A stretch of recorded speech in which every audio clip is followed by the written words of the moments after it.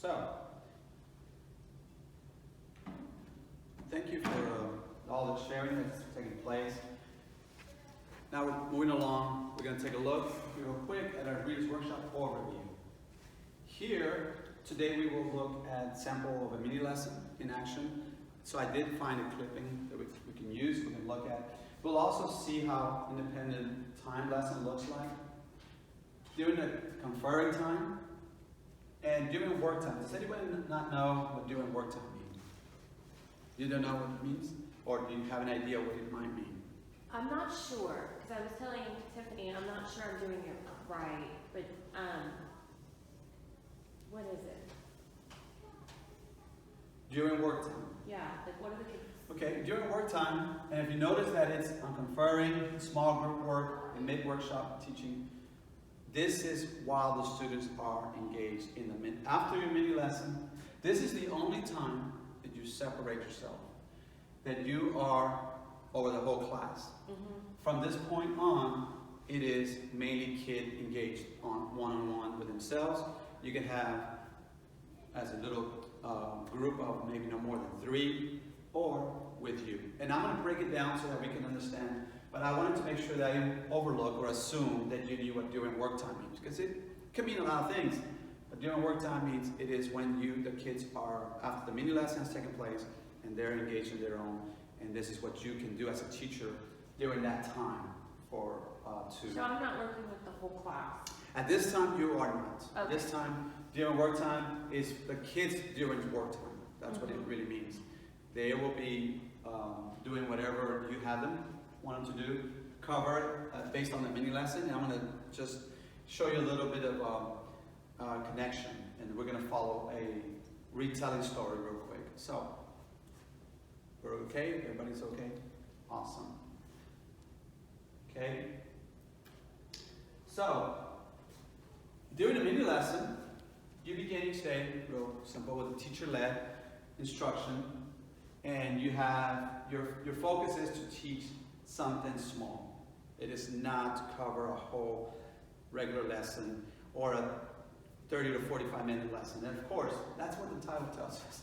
But sometimes as teachers, we may take it further, and we might go out of our. But we got to keep that in mind, that a mini lesson is exactly just something, a small chunk for the students to cover. In there, we have an explicit instruction is we have 4 components that you want to continue. Connection, teaching, and active engagement, of course, and a link. You want to link it to something that they know.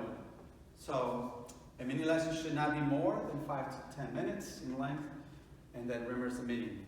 Just make sure that you keep it there. Sometimes as teachers, we may find ourselves with a student may ask us a question that may deviate. You might want to just bring them back, or if time allows, based on whatever is being asked, and you know your class, you'll know your students, that if it's allowed or you have the time, by all means, we never want to ignore an input from a student or something they have questions about. Because I've been in a classroom where I have had an amazing question come right at the end or towards the end of my mini lesson, and I had to pause and make that decision, the critical decision of whether I continue to follow that child's question and make sure that I don't ignore him or her, make sure that they feel important, or do I say, hey, I can come back to you in a little bit or something. So mini lessons is like the most important thing to me as a teacher. That's been, because it's the time when I can really teach something very important to them, or also make them feel very important too, because they're going to want to share a lot. And you'll see an example. So I'm going to share with you just a quick video that I found that makes an example of this perfect. Okay. Let's take a look.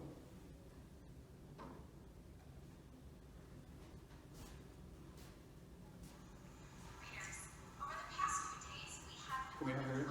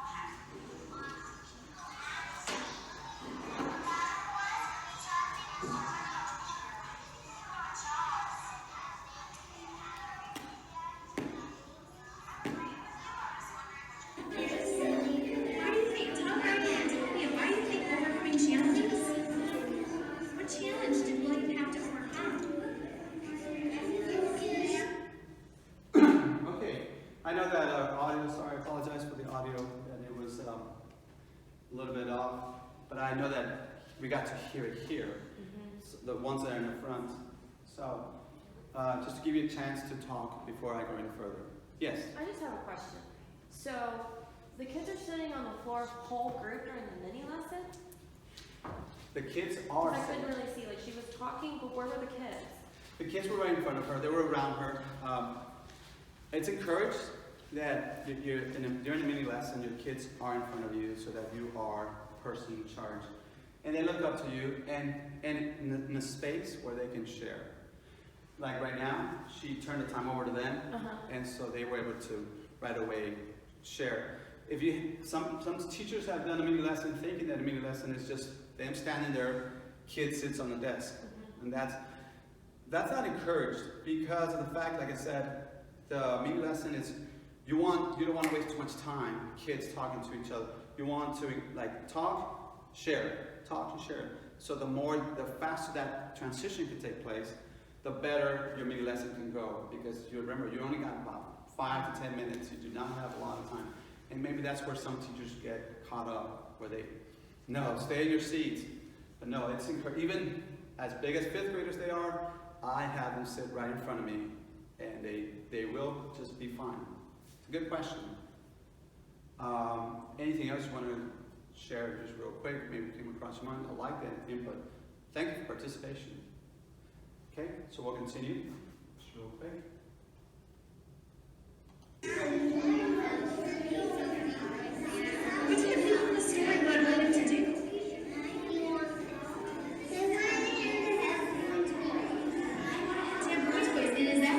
Just real quick. I want you to, from that point, I like the observation. So from this point, let's see if you notice anything else that may bring a question out from you. And because I'm going to ask you some questions after this anyway, so just keep that in mind. They just want to leave it all time. And they kept saying, you need to have boy toys. I'm not buying them. And isn't that something that he had to overcome? He had to say, you know what? It's okay to be different. It's okay to play with girl toys. Maybe there isn't such a thing as a boy toy. Maybe. Right? Talk and see if there's anything else. Are there any other things that you were thinking? Tell me why you think that.